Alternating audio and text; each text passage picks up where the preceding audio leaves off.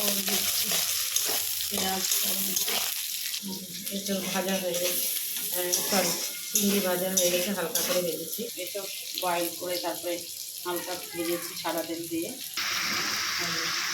এসব পাতলা হচ্ছে আবার ইলিশ।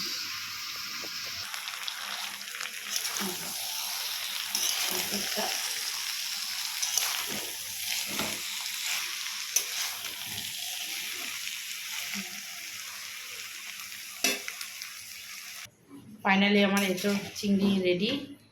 চিংড়িটা একটা একটা করে কে কে খাবে চলে এসো, হয়ে গেছে এঁচোড় চিংড়ি।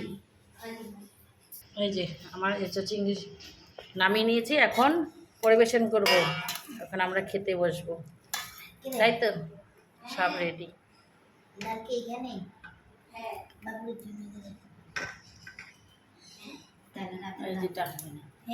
এই যে আমার ডাল,